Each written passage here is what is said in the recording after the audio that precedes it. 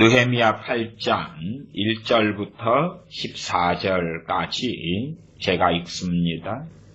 이스라엘 자손이 그 본성에 거하였더니 7월에 이르러는 모든 백성이 일제히 수문 앞 광장에 모여 학사 에스라에게 여호와께서 이스라엘에게 명하신 모세의 율법책을 가지고 오기를 청하매 7월 1일에 제사장 에스라가 율법책을 가지고 남자 여자 무릇 알아들을 만한 회중 앞에 이르러 수문 앞 광장에서 새벽부터 오전까지 남자 여자 무릇 알아들을 만한 자의 앞에서 읽음에 뭇 백성이 그 율법책에 귀를 기울였는데 때의 학사 에스라가 특별히 지은 나무 강단의 섬에 그 우편에 선 자는 마띠다와 스마우와 아나야와 우리야와 실기야와 마세야요. 그 좌편에 선 자는 두다야와 미사엘과 말기야와 하숨과 하스바다나와 스가랴와 무술람이라. 학사 에스라가 모든 백성 위에 서서 저희 목전에 책을 펴니 책을 펼 때에 모든 백성이 일어서니라. 에스라가 광대하신 하나님 여호와를 son축하며 모든 백성이 손을 들고 아멘 아멘 응답하고 몸을 굽혀 얼굴을 땅에 대고 여호와께 경배하였느니라. 예수아와 바니와 세레비아와 야민과 아굽과 사부대와 호디야와 마세야와 그리다와 아사랴와 요사박과 하난과 블라야와 레위 사람들이 다 그 처소에 섰는 백성에게 율법을 깨닫게 하는데 하나님의 율법책을 낭독하고 그 뜻을 해석하여 백성으로 그 낭독하는 것을 다 깨닫게 하며 백성이 율법의 말씀을 듣고 다 우는지라. 총독 느헤미야와 제사장 겸 학사 에스라와 백성을 가리키는 레위 사람들이 모든 백성에게 이르기를 오늘은 너희 하나님 여호와의 성일이니 슬퍼하지 말며 울지 말라 하고 느헤미야가 또 이르기를 너희는 가서 살진 것을 먹고 단 것을 마시되 예비치 못한 자에게는 너희가 나누어 주라. 이날은 우리 주의 성일이니 근심하지 말라. 여호와를 기뻐하는 것이 너희의 힘이니라 하고 레위 사람들도 모든 백성을 정숙해 하여 이르기를 오늘은 성일이니 마땅히 종용하고 근심하지 말라 하며 모든 백성이 곧 가서 먹고 마시며 나누어 주고 크게 즐거워 하였으니 이는 그 읽어 들린 말을 밝히 알미니라. 그 이튿날 뭇 백성의 족장들과 제사장들과 레위 사람들이 율법의 말씀을 밝히 알고자 하여 학사 에스라의 곳에 모여서 율법책을 본즉 여호와께서 모세로 명하시기를 이스라엘 자손은 7월 절기에 초막에 거할지니라 하였고 아멘. 느헤미야 8장에서는 학사 에스라와 또한 레위인들이 중심이 되어서 하나님의 말씀을 이스라엘 백성들에게 가리키는 것이 나와 있습니다. 그리고 나아가서 율법책의 말씀을 보고 들을 때에 초막절에 대한 말씀을 깨닫고 나서 초막절을 지키는 내용이 나와 있습니다. 앞 시간까지 계속하여 11조 그리고 헌금 그에 관련되어서 여러 말씀들을 살폈습니다. 그 가운데 좀 교정할 내용도 있고 그래서 설교 작업을 11조에 대한 언제나 11조 관련한 말씀들을 좀 더 잘라낼 건 잘라내고 정리하였습니다.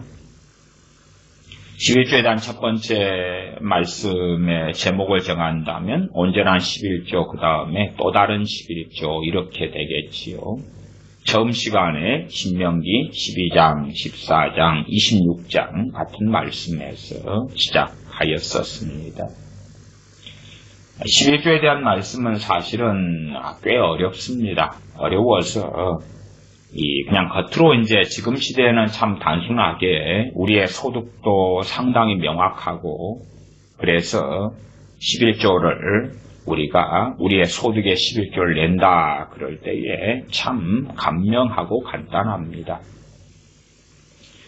또한 교단이나 교회 그러한 우리가 시대에 살아가기 때문에 또한 교회는 목회자가 대부분 있기 때문에 그래서 교회에 11조를 내고 목회자나 교회 집사님들이나 재직들이 또한 당회가 재정을 집행하고 그래서 우리는 참 간단하고 간명하고 좀 더 그나마 11조에 대하여 쉽게 낼 수 있는 그러한 시대에 살아갑니다. 그럼에도 이제 제가 앞에서 드려왔던 말씀대로 많은 목회자들이 내가 제사장이다.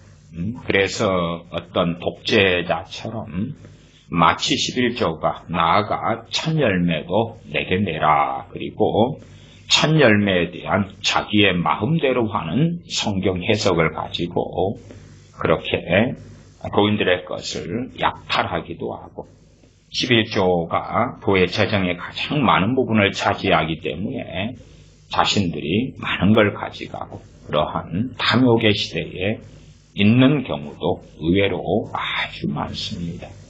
그래서 목회자들이 내가 제사장이다 그러면 베드로전서 2장 5절 9절 말씀을 통하여 우리 주 예수님을 믿는 사람들이 제사장이다 라고 말씀을 통하여 논증하기도 했습니다.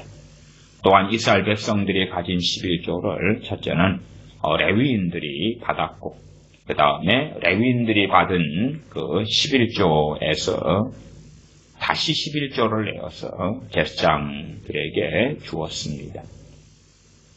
제사장들 같은 경우는 하나님께 바쳐드리는 그러한 거제나 또 특별한 예물들에 대하여 나아가 제사 드릴 때에 거기에서 자신들의 몫이 나왔었습니다. 또한 레위 지파 사람들이 받는 11조 가운데 10분의 1을 받기도 하였고요. 또 첫 열매도 받기도 하였습니다. 그러나 성경을 자세히 11조에 대해 살펴보면 사실은 지금 시대 사람들이 다 이해하지 못하는 난점들, 어려운 점들을 가지고 있습니다. 성경은 우리에게 모든 것을 다 전달하지 않습니다. 하나님의 말씀에 대하여 그냥 읽기만 읽으면 쉽게 알아지고 깨달아지고 그렇게 되는 것은 아니었습니다. 일단은 오늘은 이 레위인들에 대한 이야기로 시작을 좀 해보려고 합니다. 가장 기본 전제는 저는 11조 제도에 대하여 인정하며 찬성한다. 11조는 교회 유지를 위하여 사역을 위하여 반드시 필요한 것이다. 그래서 구약의 어떤 11조에 대한 주장과 해석들에 대해서는 동의하지 않는 바들이 있지만 그러나 11조는 당연하게 시행되어져야 한다라는 전제 속에서 저는 시작했고 출발했습니다. 이제 구약의 율법적으로 한다면 혈통적으로 레위 사람들 가운데 레위 지파에서 크게 세 지파로 다시 또 나눕니다. 레위에서 레위 자손들이 크게 이제 고핫 자손, 때로는 여호수아 같은 데는 우리 개역 성경에서는 그핫 자손이 그렇게 번역도 됩니다. 고핫 자손 혹은 그핫 자손. 그리고 무라리 자손. 자, 고핫 자손, 그핫 자손. 고핫 자손에서 아론의 가문이 그 안에 들어가 있습니다. 그래서 고핫 자손 같은 경우는 성막 시절의 임무가 뭐냐 하면 성막에 있는 일들에 수종들었습니다. 떡상이라든지 등잔 이런 것들, 성막의 기구들 그런 것을 책임지고 성막에 수종되는 제사장들을 돕고 함께 하였습니다. 왜냐하면 집안이 고앗 자손의 집안이었기 때문에 그렇지요. 그 다음에 무라리 자손, 그 다음 게르손 자손, 각자 성막에 대한 임무들이 다 달랐습니다. 광야 40년 동안에는 성막이 이동하고 움직였기 때문에 그에 따른 임무들이 민수기에 보면 자세히 나와 있습니다. 특별히 민수기 한 3장에는 이 각 자손들마다 임무들이 각기 다르게 나와 있습니다. 그러하나 이제 가나안 정착으로 들어가면 민수기 3장에 있는 그러한 무라리 자손 또 이 게르손 자손, 고앗 자손의 임무는 이제 임시적인 것이 되었겠고, 하나님께서 레위 자손을 내 것이라라고 말씀하셨습니다. 이에 대해서는 민수기 3장 12절 13절이 있는데 제가 읽겠습니다. 민수기 3장 12절 13절.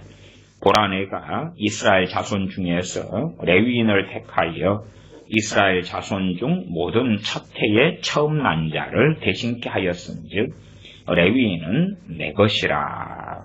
레위인은 내 것이라. 이렇게 말씀하십니다. 참 지금 시대는 이제 놀랍지요.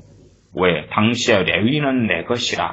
그래서 이스라엘 백성들 숫자를 민수기에서 계수할 때도 이스라엘 자손 숫자 안에는 레위인들은 넣지 말아라 했습니다. 물론 민수기에서 레위 자손들, 레위 사람들 계수하라 그 다음에 말씀해요. 그러나 이스라엘 백성의 20살 이상부터 이 전쟁에 나갈 수 있는 그런 사람들을 계수할 때에 레위 사람들은 그러한 전쟁의 임무는 주어지지 않고 이스라엘 백성들의 숫자 안에는 포함되지 않습니다. 레위 자손이 빠지고 요셉 지파 가운데 에브라임과 므낫세 지파가 한 몫이 더해져서 두 몫이 되면서 12지파 플러스 레위 지파 그렇게 나누어졌습니다.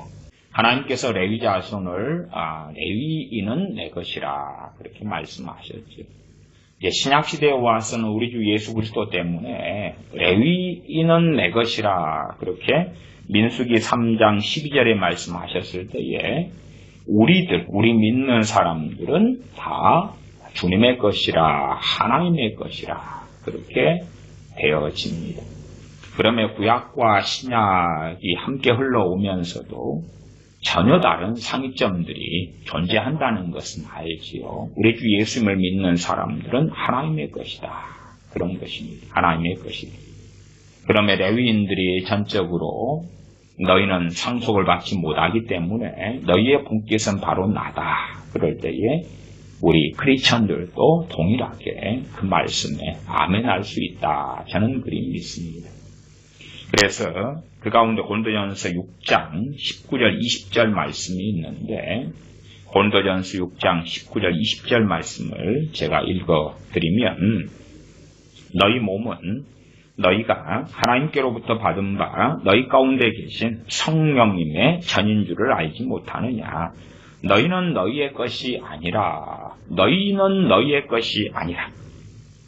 6장 고린도전서 6장 20절 값으로 산 것이 되었으니 너희는 너희의 것이 아니라 값으로 산 것이 되었으니 그런즉 너희 몸으로 하나님께 영광을 돌리라. 물론 신약 성경에는 그러한 우리가 하나님의 소유고 하나님의 백성이고 하나님의 것이다 하는 많은 말씀들이 있습니다. 물론 구약의 이스라엘 백성들도 다 하나님의 것이며 때론 하나님의 자식이다. 또한 하나님께서 남편 되신다. 이스라엘이 하나님의 아내다. 또한 하나님의 딸이다. 처녀딸, 이스라엘, 예루살렘 여러 표현들을 사용하는 건 사실입니다. 그 가운데 특별히 이제 이스라엘은 하나님의 것임에도 불구하고 그 가운데 또 하나님의 것. 그럴 때 레위인이었고 이 모든 세상 사람들이 다 하나님의 것입니다. 그 가운데 진실로 우리 주 예수 그리스도의 피로 산 자들이 누구냐? 우리 주 예수를 믿는 사람들이다. 그러면 우리가 이제는 하나님의 것이다. 그렇게 말할 수가 있겠지요. 그래서 어떤 목회자들이 내가 제사장이기 때문에 마치 구약시대로 회개하는 것처럼 그렇게 주장하는 것은 전혀 비성경적이고 말씀하고도 안 맞습니다. 또 첫 예물, 첫 열매를 내게 가져와라. 내가 축복하겠다. 내가 축복권이 있다. 마치 아론 대제사장처럼 그렇다. 혹은 제사장들처럼 그렇다. 그런 것은 다 비성경적이고 잘못된 내용들이 됩니다. 그래서 하나님 말씀이 똑같이 있을 때 그것이 어떻게 적용될 수 있을 것인가 하는 난점들이 항상 존재합니다. 그래서 하나님 말씀이 하나님께서 때로 말씀을 통해 감추시고요. 어떨 때는 드러내시고 그래서 감추어진 것을 볼 때에 자기가 살을 붙이고 거기에 자기만의 이상한 성경 해석과 극단으로 치우쳐 달려가는 일들이 아주 많았었습니다. 레위인들 같은 경우도 광야 시절에야 이제 게르손 자손이나 고앗 자손, 무라리 자손들이 각자 이 성막에 있어서 임무들이 달랐지요. 그 임무들도 민수기 3장에 나와 있다고 했습니다. 그러나 그 한시적인 임무가 이제 끝나고 가나안 땅에 들어간 다음에 성막, 그 다음에 솔로몬 시절에 성전, 그리고 성막, 성전에서 수종드는 사명을 레위인들이 감당합니다. 그 가운데 제사장 집안도 하나님께 제사하며 예배하는 그러한 사명을 감당하지요. 그때 하나님께서는 이미 시내산에서부터 모세를 통하여 말씀하시기를 11조는 레위인의 것이다. 내가 그들에게 분깃으로 준다. 그렇게 말씀하셨습니다. 그러나 이제 하나님께서 레위인들에게 11조 준다 그럴 때 레위인 너희가 성막에서 나를 수종들기 때문에 그래서 너희에게 11조를 준다. 그렇게 말씀을 하시지요. 그런 말씀은 민수기를 봐볼까요?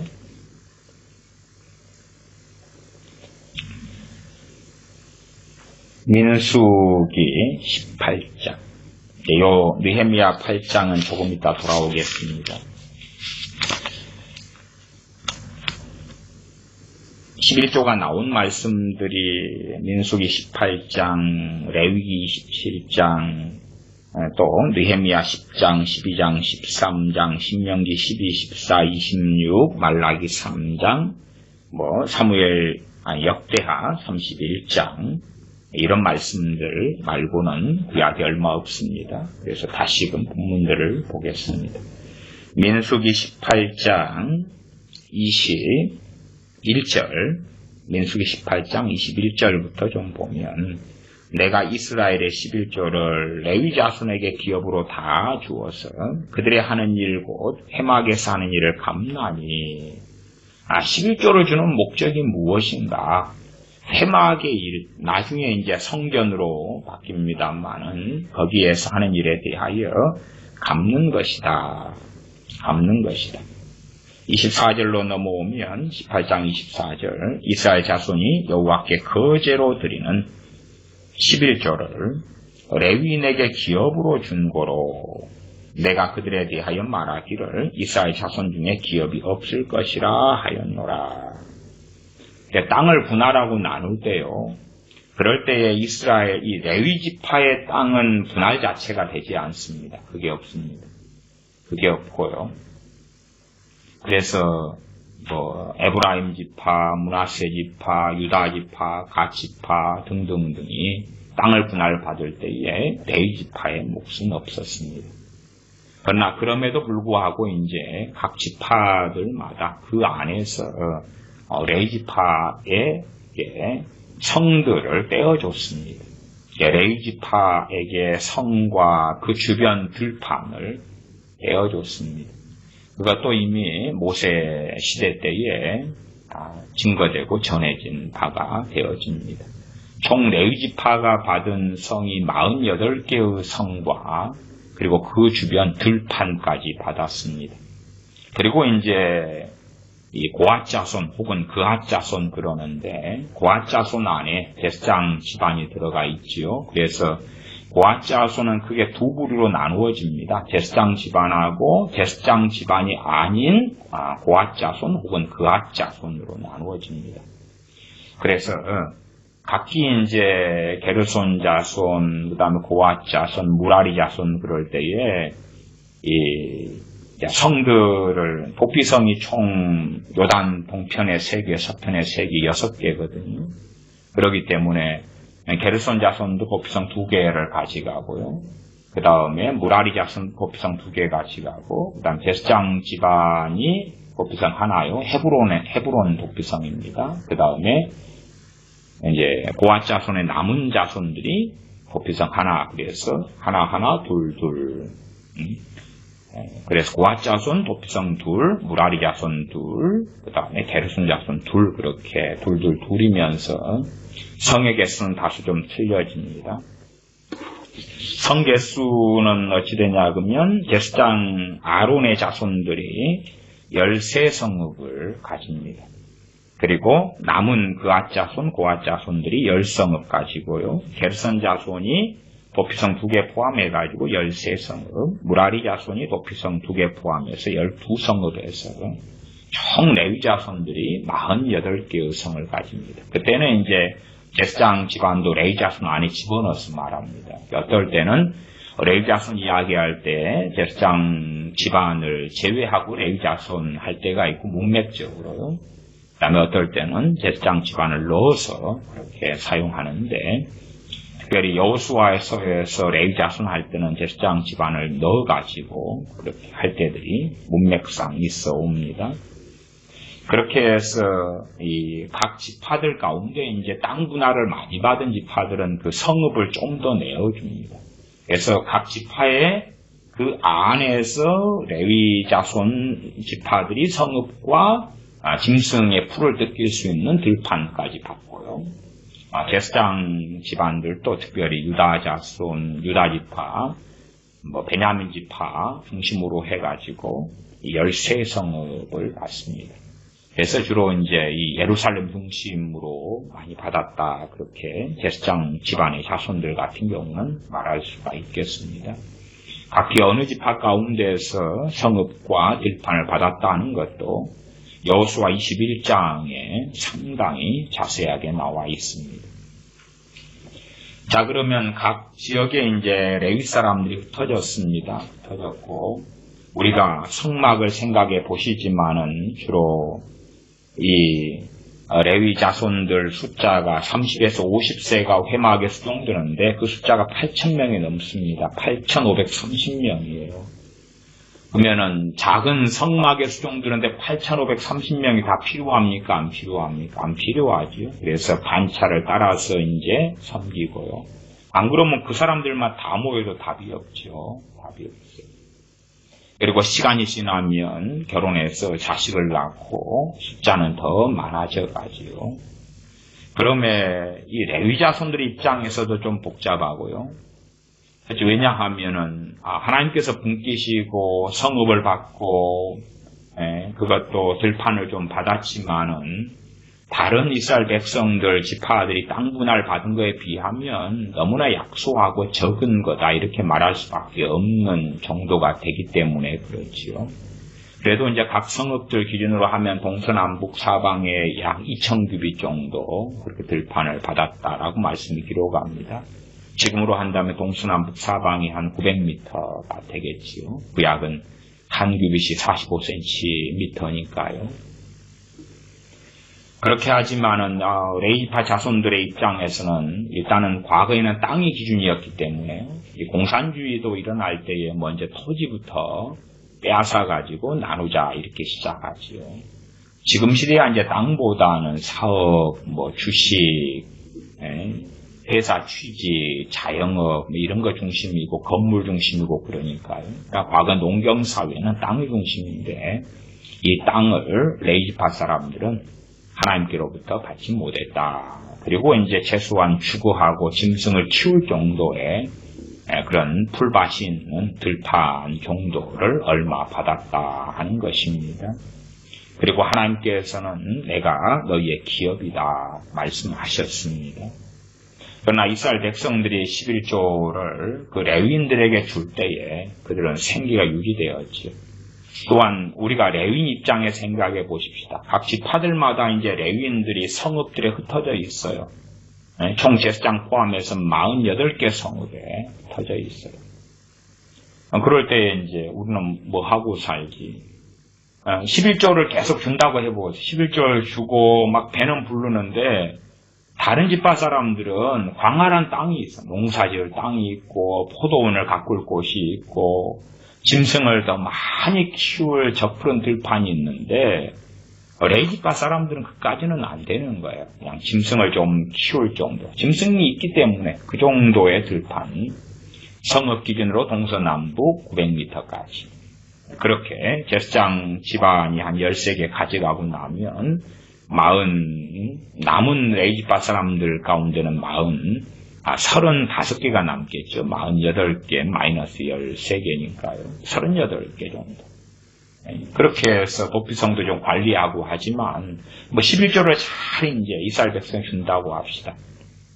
좀 디룩디룩 삶아치고, 그럼 뭐 하지? 그 다음에 성소에 들어가 봉사하는 것은 각 지파마다 이 레위 사람들이 자리를 잡고 있는 성읍이 틀리기 때문에요. 어떤 데는 멀리 가야 돼. 섬기려고 멀리 가야 돼. 그래가지고 섬겼다가 돌아가고 그렇게 하는 인물들이 있지만 사실은 그런 인물들도 어떻게 보면은 그렇게 많았다 그렇게 보기는 어려울 것 같아요. 더군다나 사사시대 같은 경우는 그러한 임무를 감당하려 해도 정상적인 어떤 성막이 제대로 그렇게 서가지고 할 때가 드물었지요. 사사시대에 보면 얼마나 다른 주변 민족들의 침략, 침탈, 노예가 되고 그러는 많은 일들이 있기 때문에 정말 사사시대 거의 약 300년 이리저리 되는 기간들 같은데 그런 시간에 하나님을 제대로 섬긴다는 건 참 어렵죠. 그래서 사사기 말미에 가면은 한 레위인 소년을 어떤 집안에서 드라빔을 만들고 가정 제사장을 만들어 드라빔 우상 숭배의 중심이 되고 거기에 단지파가 와서 드라빔도 빼앗고 그 레위 소년에게 우리의 제사장이 되어달라. 그래서 레위의 그 소년이 단지파를 아예 미혹시키는 그 핵심이 되죠. 레위인들 같은 경우에 이제 성막의 수종들은 해막의 수종들은 일로 하나님의 것으로 구분되고 그렇게 하지만은 이스라엘 백성들 입장에 생각해 보십시다. 너희들 성막 제대로 가동 안 되고 있는데 근데 우리가 왜 너희한테 11조를 줘야 돼? 너희 하는 일 아무것도 없잖아. 아무것도 없잖아. 나아가서 예루살렘 성전이 이제 무너져 버렸습니다. 바벨론 시대가 되어서 포로기 시대가 되었습니다. 레위인이 바벨론에 잡혀갔어요. 그러면은 레위인이 성막에 수종될 수가 없잖아요. 성막이 없어요. 성전이 없어요. 제사장도 마찬가지죠. 학사 에스라가 제사장 겸 학사였습니다. 그리고 이 바사에서 살았지요. 느헤미야 총독 시대 얼마 앞에 포로 귀한 사람들과 함께 합니다. 그러면은 학사 에스라 같은 경우는 바사에서 제사장의 일을 감당할 수 있었습니까? 없었습니까? 없지요. 거기에 제사를 어떻게 지냅니까? 또 거기에 있는 레위인들 같은 경우도 이제 스룹바벨 성전이 BC 516년에 세워졌지만 그 전이라면 성전이 무너진 다음에 그 다음에 성전 세워지기 전까지 아니면 이방 지역에 있는 레위인은 어떻게 하지? 그들에게 11조를 이스라엘 백성은 내야 될까요? 그 레위인도 거기에서 이제 목수일을 하든지 벽돌공을 하든지 어부가 되든지 때로는 누군가의 종이 되고 하인되어서 살아가고 그러겠지. 그러니까 역사적으로 11조가 그렇게 역사의 여러 이모저모의 모양 가운데 그렇게 잘 시행되지도 못했고 그 다음에 더한 문제는 레위인이 도대체 하나님의 소유로 제대로 된 기능을 할 수 있을 것이냐 하는 문제가 돼요. 둘 다 얽히고 얽힌 문제라고 저는 봐요. 이스라엘 백성들은 레위인에게 11조를 바쳐서 레위인이 하나님을 수종들 수 있도록 해야 돼. 그러나 수종들 수 있는 성막은 한계치가 있고 또한 상당히 많은 부분에 하나님은 또 레위인들에 대해 침묵을 하십니다. 제사장들이야 그들의 임무가 뻔하게 나와 있지만 이제는 레위인들은 숫자가 훨씬 더 많은데 그들의 어떤 임무라고 할 만한 것이 별로 없게 되어져요. 우리는 어떻게 할까? 오히려 더 복잡한 것이 그런 것이었습니다. 느헤미야서에도 나오지만 레위 자손들이 각 마을에 다니면서 11조를 거두러 다니는 것이죠. 그게 더 복잡할 것 같아요. 자기들이 11조를 받아서 생계를 유지해야 되잖아요. 그러니까 11조를 받으러 다녀요. 지금같이 그냥 현찰로 주든지 아니면은 은행 이체를 하든지 뭐 그러면 아주 쉽겠지만 그러나 당시에는 이제 현물로 주로 받으러 다녔단 말이에요. 그러니까 얼마나 쉽지 않은지 몰라요. 물론 받으러 갔다 해서 진실로 11조를 내는 사람들이 하나님께 그것을 진실로 믿음으로 바치고 그 믿음으로 바친 것을 하나님의 대리자의 자리에 있는 레위 사람들이 받아가고 그렇게 될 때 하나님께서 참으로 11조를 내는 그것을 예배로 받으시겠지. 11조를 내는 것을 하나님은 성물이다 그랬어요. 성물, 거룩한 것이다 그랬어요. 그걸 성물로서 레위인들이 받아갔느냐 아니면 11조를 낼 때에 낼 수 있는 형편의 최소한 있는 사람들에 대한 이야기가 되겠지요. 이스라엘 백성들이 인색하지 않고 즐거움으로 냈느냐, 자원함으로 냈느냐, 믿음으로 냈느냐 하는 문제. 레위인은 정말로 하나님의 성물을 잘 받아가는 그 다음에 이제 레위인들은 고민했던 것입니다. 우리는 11조만 받고 뭐하고 살지? 하나님의 것인데 과거에 농사 짓는 땅에서 그 넉넉하게 생계 유지할 만한 땅이 아니라 우리는 이제 이스라엘 백성들에게 11조는 받고 살아가는데 그러나 사실은 임무라고 할 만한 일이라고 할 만한 것이 별로 없어요. 성막이 있는 곳에 수종들고 성전이 있는 곳에 수종드는데 어떤 레위파 성읍들은 요단 동편에 있고 요단 서편에 있고 아니면 북쪽에 있고 또 그러기 때문에 한번 성전에 가서 수종들려면 결코 이모저모 여러 양상들이 쉬운 양상들이 아니지. 실제 레위파 가운데서도 어른들이 있으면은 어떤 성읍에는 사람이 많으니까 11조가 많이 나올 거 아니에요. 그런데 이제 레위파 어른들이 다 정결하고 고결하고 막 거룩하고 하나님을 경외하고 산 것도 아니니까 그 어른들이 엉망이 되면 뇌물 받고 자 너희 집안은 11조 많이 나오는 저쪽 성읍에 11조 받아먹어. 너희 집안은 숫자가 아주 많아도 자 산골짜기 작은 데서나 11조 받아. 이 엉망이 되어버리는 거예요. 엉망이. 사실은 그런 일들이 레위파 가운데서도 많이 있어왔다 그렇게 말할 수밖에 없어요. 그래서 레위 사람들 같은 경우도 그냥 각자 도생하는 그런 것 같은 삶을 살아오고요. 다행히 이제 다윗 시대 이후로는 방향성이 좀 정해집니다. 어떤 방향성이냐 그러면은 찬양단도 세워지고요. 악기 다루고 노래하는 자도 세워지고 이러면서 하면서 그 다음에 가장 중요한 방향성이 하나 세워지는데 하나님의 말씀을 전하고 가르치는 그 사명의 길이 열립니다. 그리고 느헤미야 오늘 읽었던 8장에 그러한 것이 등장하죠. 이때는 바벨론 포로 이후에 다시 남은 자들이 팔레스틴 하나님의 땅, 가나안 땅에 들어온 다음의 이야기지요. 거기에서 우리가 이제 느헤미야 8장을 통해서 이 레위인들을 목격할 수 있는 것입니다. 레위인들이 참으로 하나님의 말씀에 이제는 말씀을 전하고 가리키는 그 자리에 섰구나 하는 것입니다. 느헤미야 8장 1절부터 읽어갑니다. 이스라엘 자손이 그 본성에 거하였더니 7월에 이르러는 모든 백성이 일제히 수문 앞 광장에 모여 학사 에스라에게 여호와께서 이스라엘에게 명하신 모세율법 책을 가지고 오기를 청하매 모세율법 책을 학사 에스라가 가져오고 7월 1일에 제사장 에스라가 율법책을 가지고 남자 여자 무릇 알아들을 만한 회중 앞에 이르러. 알아들을 만한 회중이죠. 알아들을 만한 회중.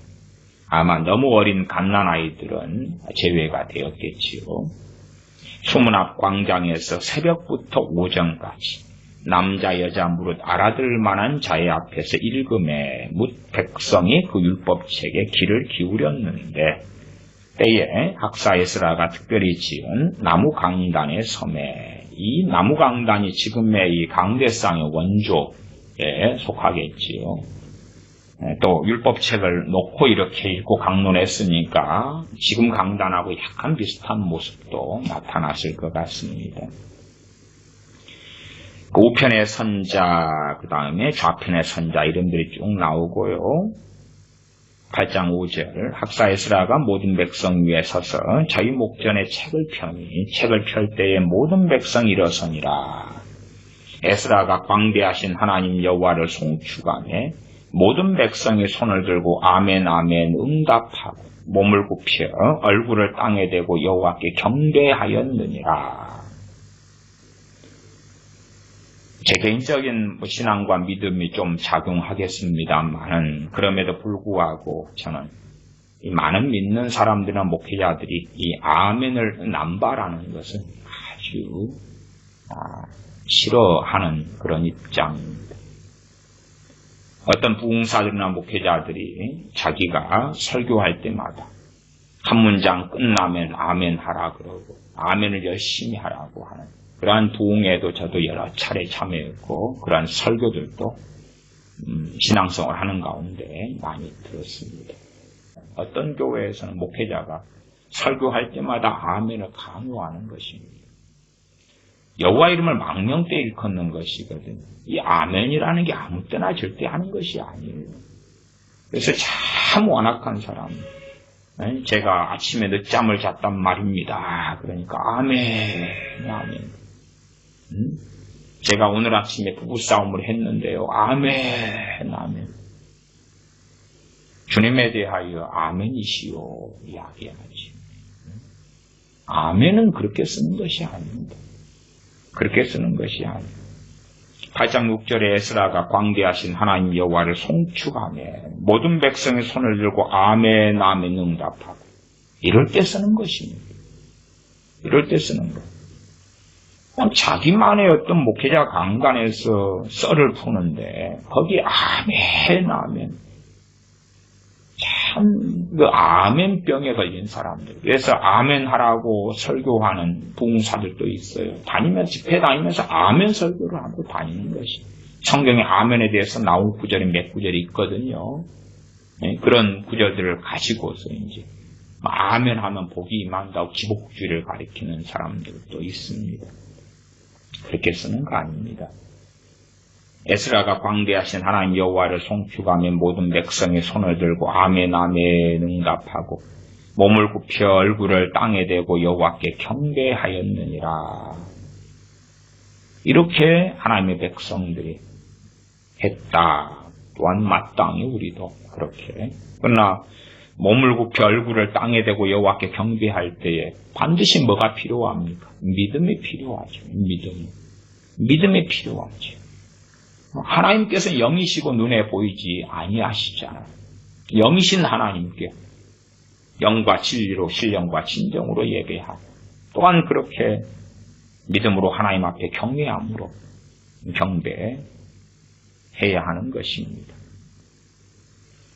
7절 예수아와 바니우와 세레바와 야민과 굽과 사부대와 호디야와 마세야와 그리다와 아사야와 요사박과 하난과 불라야와 레위 사람들이 다 그 처소에 섰는 백성에게 여기에 7장 하반에 레위 사람들이 다 그 처소에 섰는 백성 율법을 깨닫게 하는데 레위 사람들이 자신의 사명의 자리를 이 느헤미야 총독 때에 찾아들었습니다.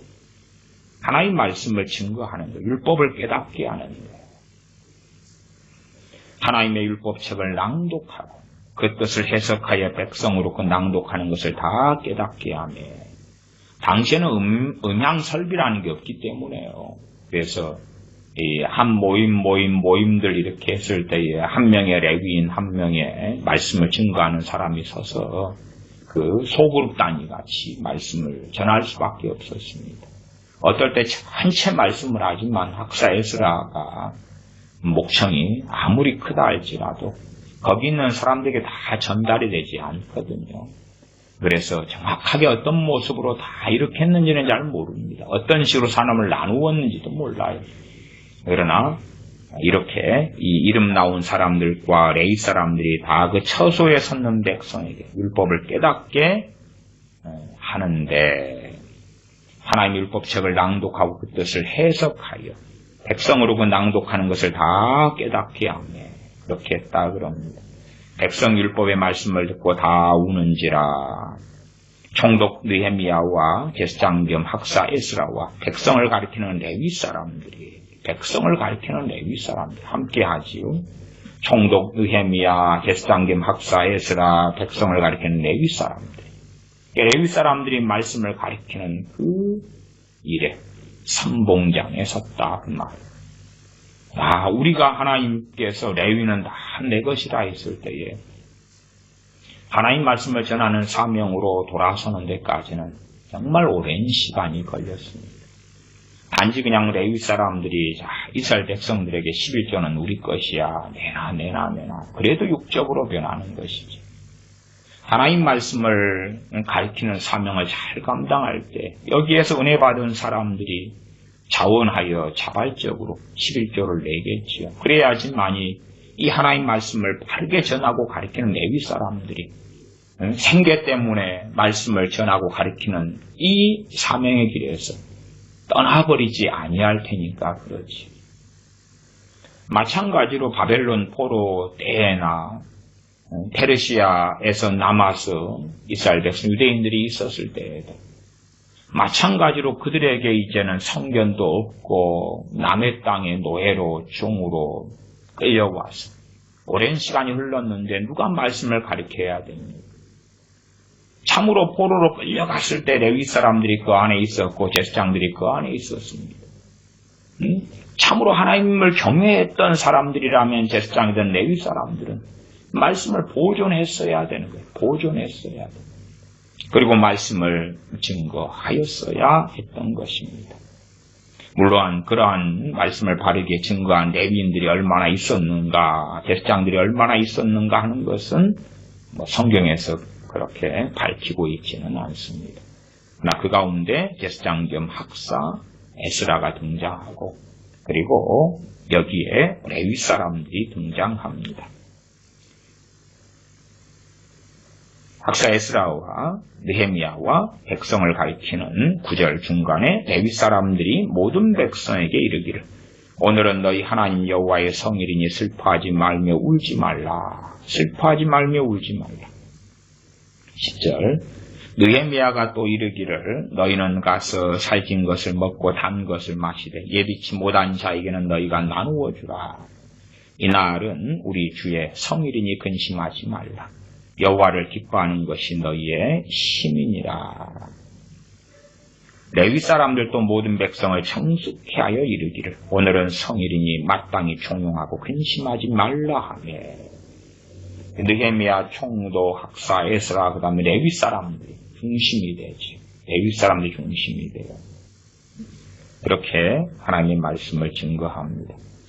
8장 12절 모든 백성이 곧 가서 먹고 마시며 나누어 주고 크게 즐거워하였으니 이는 그 읽어 들린 말을 밝히 알미니라. 레위 사람들의 사명에는요, 말씀을 증거하고 가리키라 이런 것들이 제대로 나오질 않아요. 이건 레위 사람들이 하나님의 소유물로 찾아가야 하는 것입니다. 찾아가야 해요. 8장 12절 모든 백성이 곧 가서 먹고 마시며 나누어 주고 크게 즐거워하였으니 참으로 말씀이 바르게 전파될 때에 나누어 주고 크게 즐거워하였으니 누구에게 나누어 줍니까? 없는 사람들에게, 가난한 사람들에게. 그래서 함께 하나님을 예배하고 경배할 수 있도록 그렇게 하는 것이지. 좀 더 없는 사람. 그래서 없는 사람들한테 이 비참하게도 당신들이 11조를 안 바치기 때문에 그렇게 없고 가난해. 그렇게 살아. 그런 참담한 이야기를 하는 것이 하나님 백성들이 아니다. 그 말. 없는 삶, 가난한 사람들이 있으면 누가 사연 없는 사람이 없겠으며 누가 우여곡절 없는 사람이 없겠는가. 그것을 따지는 게 아니에요. 그걸 따지는 게 아니라 있는 사람, 여유가 되는 사람이 나누어주고 최소한 그래도 은혜 받았으니까 말씀을 깨달았으니까 주님 아버지 하나님 앞에 머무르고 거하게 되니까. 그래서 어떤 면에서 이 레위 사람들이 그들의 사명을 제대로 감당하지 못하면 이스라엘 백성들의 신앙이 황폐케 되고 무너지고 그들은 11조를 안 내고 레위 사람들은 다시 오갈 데가 없어지고 거꾸로 레위 사람이 사명을 잘 감당하면 이스라엘 백성이 은혜를 받고 11조를 내고 같이 가는 거예요. 같이 가는 거예요. 서로 지체됩니다. 지체됨. 레위 사람들이 영적인 것으로 말씀으로 섬기고 이스라엘 백성은 육적인 것으로 양식으로 섬기고 물론 그 양식도 하나님의 것을 내어드립니다. 레위 사람들도 하나님의 것 성물을 먹으면서 이스라엘 백성을 축복하며 또한 하나님의 말씀을 증거함이죠. 그것이 구약시대의 가장 아름다운 결실이 되는 것이에요. 사실은 이러한 일들이 사사시대에 일어났었어야 돼요. 그리고 사사들 가운데서도 실제로 우리 생각에는 정말 하나님을 아는 사람들이 레위인들 가운데 일어섰어야 되지. 제사장들 가운데 일어섰어야 되는 거예요. 하나님께서 부르시는 선지자들이 어디에서 많이 나왔어야 돼요? 레위인들 가운데서. 제사장들 가운데서. 사사들이 어디에서 많이 나왔어야 돼요? 제사장들 가운데서. 그래도 엘리는 제사장이었는데 사사로 부르심 받았어요. 예, 그러나 나중에 말년이 하나님보다 아들들을 더 사랑함으로 잘못된 길을 걸어가고 말았지요. 자식을 주님을 위하여 자식을 버리지 못하는 그런 걸로 봤죠. 물론 어린 자식을 버리라는 게 아니라 그 장성했는데 부모 자식이기 때문에 일을 맡기지 않아야 되고 때로는 징계해야 되고 쫓아내야 되는데 그 하나님을 수종드는 일에 그 더러운 자식들이 홈리와 비느하스가 수종들면 안 되거든요. 사사이자 제사장이기 때문에 홈리와 비느하스가 자식임에도 불구하고 너희는 안 된다. 하나님 일에 수종들 수 없다. 추방이다. 그 자식을 버리는 거지. 품 안에 있을 때는 홈리와 비느하스가 이 엘리 제사장이 품 안에 있는 어린 자식들일 때는 제사장의 사명을 감당하는 게 아니기 때문에 그때는 먹여주고 입혀주고 하나님 말씀을 바르게 전하는데 관심을 가지고 열심히 잘 했었어야 되겠지요. 어쨌든 어쩌다가 제사장 가운데 그런 엘리 사사가 등장도 합니다만 다수의 사사들은 레위 사람들이나 혹은 제사장 가문하고는 많이 상관이 없을 때가 많았습니다. 선지자들 가운데서도 제사장 가문에서 나오기도 했습니다만 그렇지 않은 사람들도 많이 나왔지. 많이 등장했지. 그렇다는 이야기는 레위 사람들이 제대로 하나님을 경외하는데 경외하려면 어떻게 우리가 감당해야 될 성전의 사명, 성전의 성막의 사명은 무엇이고 또한 이스라엘 백성들이 물을 거 아닙니까? 그 사명받은 자에게. 그러면 번제가 뭐고 화목제가 뭐고 속건제가 뭐고 정한 거 부정한 것은 뭐고 하나님께 바르게 바칠 예물은 뭐고 뭘 알아야 될 거 아니에요. 그러나 그걸 알지 못한다는 것이 단지 그냥 횡포를 부리는 것처럼 자 하나님께서 11조는 우리 것이다 그랬어. 내놔. 그 다음에 우리는 뭐 사람도 많으니까 순차 따라서 반차 따라서 일하러 가고 왜 성전에 성막에 가고 나머지 우리는 백성들한테 11조나 거두어 다니자. 목회자도 마찬가지입니다. 하나님 말씀을 바르게 증거하고 그 사명을 감당할 때에 하나님께서 일하는 자가 먹을 것은 당연하다. 먹는 건 당연하다. 말씀하셨지요. 그러나 말씀의 사명을 목회자가 제대로 감당하지 못하면 그러면 서로 황폐화가 되는 것입니다. 자신의 영혼은 목회자가 어떻게 할 것이며 교인들은 어떻게 할 것이냐 그 말이에요. 단지 자기들이 누릴 특권만으로 구약의 레위인이 살았거나 제사장이 살았거나 그러면 예배도 성전도 성막도 황폐해야 되고 결국은 무너지고 황폐하게 되고 어느 때는 블레셋에게 언약궤도 빼앗기게 되었지. 그때가 엘리 사사 시대에 그렇지 않았습니다. 홈리와 비느하스가 언약궤를 앞세우고 갔는데 그들은 죽임당했고 언약궤는 빼앗겨버리고 말았지. 그 사명이 어떻게 되었습니까? 그 사명을 감당할 수 없게 되고야 말았지. 최소한 느헤미야 8장을 통해서는 참 이때의 레위 사람들이 자신의 소명의 길에 잘 들어서서 사명을 감당하고 있는 이 짧은 시대의 한 때를 봅니다. 8장 13절입니다. 그 이튿날 뭇 백성의 족장들과 제사장들과 레위 사람들이 율법의 말씀을 밝히 알고자 하여 학사 에스라의 곳에 모여서 뭇 백성의 족장들, 어른들이에요. 당신의 정교일체 시대니까 족장들, 어른들이 하나님 말씀을 또한 가르쳐야 됩니다. 어른들이 가르쳐야 됩니다. 어른들이. 제사장들과 레위 사람들이 율법의 말씀을 밝히 알고자. 최소한 느헤미야 총독 때 이때에는 얼마 아니지만 제사장들이나 레위 사람들이 정신을 좀 차렸다. 바른 자리에 있다. 왜? 율법의 말씀을 알아야지만이 율법의 말씀에 따라서 백성을 가리키며 하나님께 바른 제사, 바른 예배, 바른 경배를 드릴 수 있다 이 말이에요. 제사장들과 레위 사람들이 백성의 족장들도 학사 에스라에게 갔습니다. 그래서 이유는 율법의 말씀들을 밝히 알고자. 제사장들이 제대로 알지 못했다는 이야기고 레위 사람도 제대로 알지 못했다는 이야기. 그래도 아는 것 가운데 이제 그 위에 말씀을 가르쳐가지고 백성들이 울고 통곡하고 기뻐하라고 말씀하고 그렇게 했지요.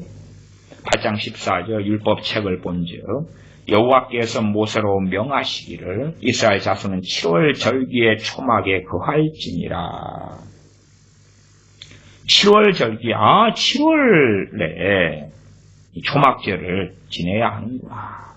7일 동안 초막절을 지내고 8일째에도 성회로 모이고 그러한 말씀들을 보는 거예요. 그 전에 성경은 분명히 있는데 봐도 뭔지 모르는 거예요. 뭔지 몰라. 봐도 몰라. 우리 같으면 초막절 시키라는 말씀 좀 쉽지 않아.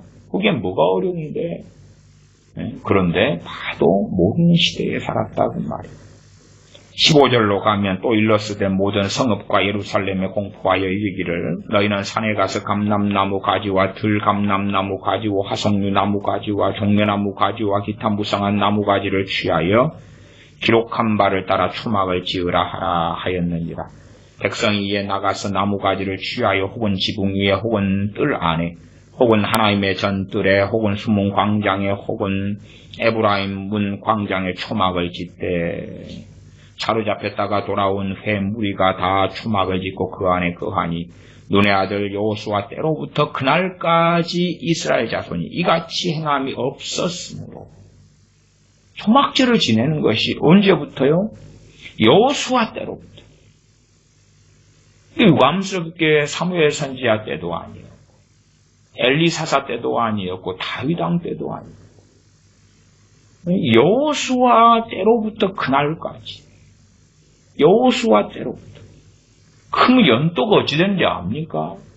모세의 출애굽이 1446년이고 모세 40년, 그때 120살까지 사역하고 여호수아 40년 사역하고 그렇게 되면은 1300년도 아닙니까? BC 1300년도부터 이때가 도대체 BC 400년도인데 몇 년이 몇 년?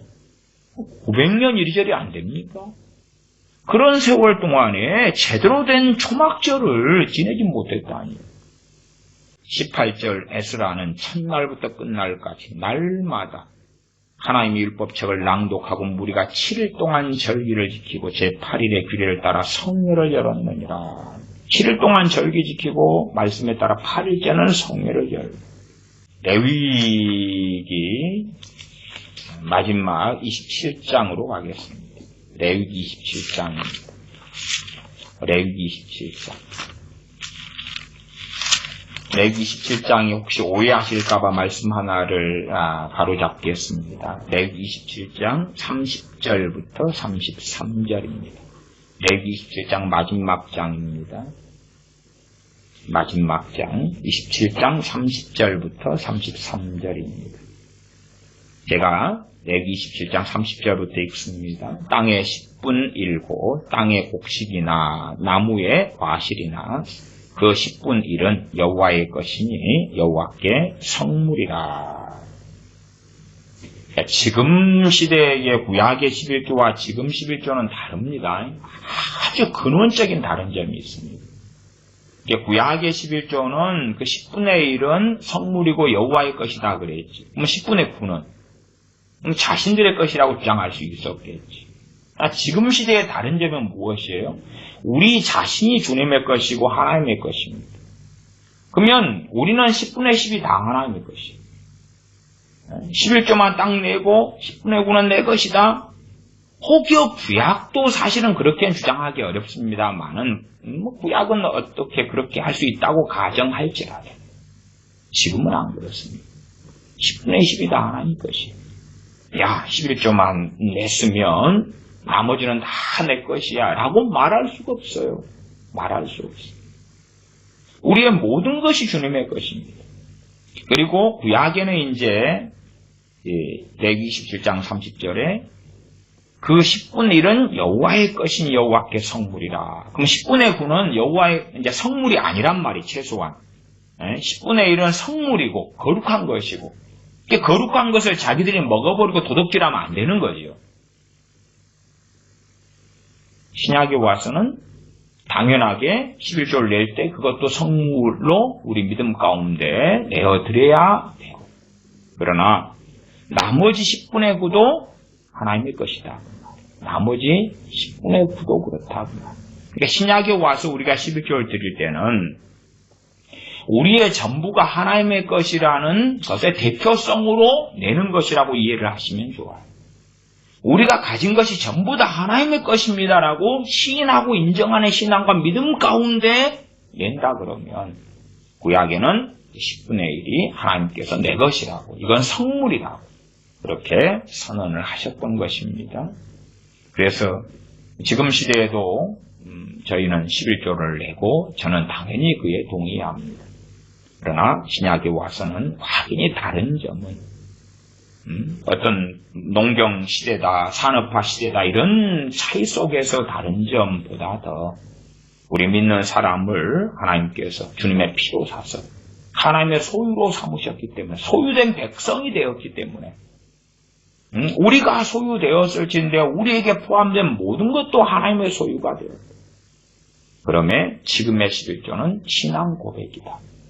저는 그렇게 말씀드려요. 지금의 11조는 내 시간이, 내 돈이, 내 인생이, 내 삶이 내가 주님의 것입니다. 지금의 11조는 우리의 진실한 신앙 고백이다. 물론 그 11조를 극단적 율법주의로 만들어서 내일 처지와 형편이 안 되는 사람들을 괴롭히는 데 쓰면 안 되는 것입니다. 좀 더 읽어보면 31절에 사람이 그 10분의 1을 속하려면 그것에 그 5분의 1을 더할 것이요. 그것은 뭐냐 그러면 그 사람이 이제 그 농산물의 첫째 11조가 나왔고 그 뒤에는 소나 양의 11조가 나왔습니다. 나중에 이 느헤미야서나 아니면 이런 데는 이제 소산의 11조, 밭의 11조가 중심으로 나왔어서 그 부분을 제가 설명했는데 혹시 이제 소나 양의 11조는 그건 11조에서 빠졌는가 보다 오해하실까봐 요 레위기 27장의 소나 양의 11조 부분을 가지고 제가 다시 말씀을 드리는 것입니다. 그러니까 모든 11조에 모든 11조인데 그 가운데 이제 땅에 11조다 그럴 때 그 10분의 1을 속하려면 그 말은 내가 10분의 1을 내 것으로 내가 가지려면 그 말이에요. 그것은 그것에 5분의 1을 더할 것이요. 5분의 1은 돈을 이야기합니다. 그걸 파는 가격에 5분의 1을 더해라. 그러니까 우리가 뭘 키울 때 목적성으로 키울 수도 있잖아요. 야, 내 부모님에게 건강에 좋은 뭔가를 심었는데 이건 부모님에게 드릴 양밖에 안 나오는 거예요. 11조 뗄 양이 안 나오고.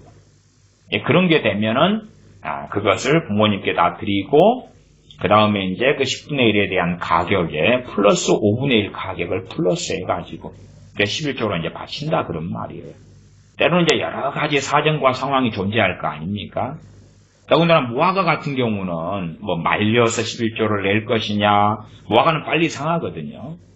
그러니까 그런 것은 어떻게 할 것이냐 그럴 때에 무화과를 왜 레위인이 안 받으러 와 지금 다 썩어가고 있구만. 레위인이 받으러 왔는데 다 썩어버렸어. 이게 11조라는 게 실제 상황으로 들어가면 너무나 복잡한 거예요. 레위인이 와가지고 쉰내 나는데요. 당신이 늦게 와가지고요. 새 걸로 줘요. 아니 당신 제때 왔어야지요. 저쪽 마을에 갔더니 그냥 갖고 이쪽 마을에 올렸는데 홍수가 나가지고 다리가 무너져가지고 3일을 갇혀 있었어요. 마찬가지로 우리도 홍수 와가지고 우리도 물에 둥둥둥 해가지고 준비해놨는데 곰팡이 쓸고 썩어버렸어요. 그래도 우리도 목구멍에 포도청이니까 내놔요. 참 우리도 사정이 복잡해졌네요. 이제 이 인생이라는 건요. 절대 그렇게 칼로 나누어서 뚝딱뚝딱 답을 낼 수 없는 삶의 많은 상황이 존재해요. 또 과거에 치안이 안 좋았던 시대에 아람 군대가 쳐들어왔다. 그래가지고 싹 그냥 농사지을 종자까지 다 가져가 버렸다. 11조 내놔. 레위인이 왔는데. 얼마 전 아람 군대가 여기 쳐들어와서 쑥대밭이 돼버렸어요. 아무것도 없는데 우리도. 너희들 그러면 하나님의 것을 도적질한 거야. 말라기 3장. 물론 그때는 말라기 3장 말씀이 안 써졌습니다. 안 써졌어요. 안 써졌는데 요즘에 옛날에 어떤 부흥사 목사님들의 주장으로 한다면 그딴 주장이 돼버리면 옆집에서 빌려가지고라도 내. 그리 되면 정말로 광증에 잡힌 것이 되겠지. 광증에 잡힌 것. 그런 이상한 방식으로 이 11조에 대한 가르침이 많이 가르쳐지기도 합니다. 그러면 안 된다고. 그러면 안 된다. 27장 32절 소나 양의 10분의 1은 소나 양 같은 경우는 11조를 떼는 것이 쉽지 않으니까 여기에 속임수도 많아요. 그래서 막대기 아래로 통과하는 것의 열째마다 여호와의 거룩한 것이 되리니 통과. 소나 양의 10분의 1을. 그러면 닭도 뭐 그렇게 할 수 있을 것 같아요. 닭도 무호호 쫓아가지고. 그래서 어떤 면에서 하나님께서는 부정한 짐승은 안 받으시니까 그라사 지방의 사람들은 돼지를 쳤던 것이기도 하고. 그건 뭐 어떻게 해요? 그 다음에 여기서도 문자적으로 하면 소나 양의 10분의 1이니까 다른 것은 어떻게 다른 것은? 이제 정한 짐승으로 속해 있는 것 가운데 소나 양이 아닌 것들이 있을 거 아니에요. 그런 것은 어떻게 해요? 그런 것은 이렇게 안 나왔는데, 그러니까 성경은 다 이야기를 안 해요. 누가 말을 키운다고 말은, 나귀를 키우고 노새를 키운다고 그건. 물론 돼지는 당시에 신실한 신앙을 가진 유대인들 이스라엘 백성은 안 키웠습니다만은, 그러나 뭐 키울 것은 알다 보면 많잖아요. 많아요. 그런 것은 어떻게 하냐 그 말. 소나 양의 10분의 1은 막대기 아래로 통과하는 것의 열째마다 여호와의 거룩한 것이 되리니 그 우열을 교개하거나 바꾸거나 하지 말라. 바꾸면 둘 다 거룩하리니 속하지 못하리라. 혹시 바꿔버리면 요것이 더 좋은 건데 바꿔버려야지. 그러면 바꾼 것하고 본래 그것하고 다 하나님 것이다. 다 하나님 것이다. 그렇게 말씀하고 있습니다. 11조를 레위 사람들이 받아갈 때에 단지 땅의 소산의 11조만 그런 게 아니라 우양의 11조도 포함이 된다. 혹시 오해가 있을까봐 다시 말씀을 드립니다. 그러나 그럼에도 불구하고 이제 느헤미야 때에 시행된 11조로 가면 그때는 토지 소산의 11조, 밭의 소산의 11조를 내기로 했고 그렇게 받아갔다. 그런 내용까지는 우리가 살펴보았습니다. 느헤미야 그 부분을 봐볼까요? 느헤미야 10장입니다. 느헤미야 10장. 시대 상황이 틀려지고 그래서 하나님의 말씀은 참 절대적이지만 그러나 실제의 양상에서 이러한 느헤미야 8장에 있는 초막절 같은 경우도 여호수아 때로부터 지금 그날까지 이스라엘 자손이 이같이 행함이 없었다. 가장 그 사이사이에도 초막절이 행해졌는데 이렇게 광범위하게 전체적으로 자원함으로 하나님을 경외함으로 그렇게 안 했다 그 말이 전혀 그냥 초막절을 안 지냈다 그런 이야기는 아닙니다. 그런 이야기 아닌데 정말 이때 사람들은 기본적으로 먼저는 말씀의 은혜를 받았잖아요. 앞에서 말씀의 은혜를 받았어요. 그 다음에 정말로 기쁨으로 하나님 앞에 모였어요. 그러니까 하나님 보실 때 그냥 느헤미야 때 이후로 최고의 초막절이다 그거예요. 최고의 초막절이다 그거예요. 전혀 안 지냈다는 이야기가 아니라 그전에는 지내도 건성으로 참여한 사람도 적고 억지로 마지 못해서 막 그런 것들이었는데 이때는 물론 느헤미야 총독 때 사람이 적었지만 얼마 안 됐지만 그러나 하나님 보실 때에 말씀이 이렇게 기록되는 거예요. 이같이 행함이 느헤미야 때로부터 없었다. 그렇게 하는 거지.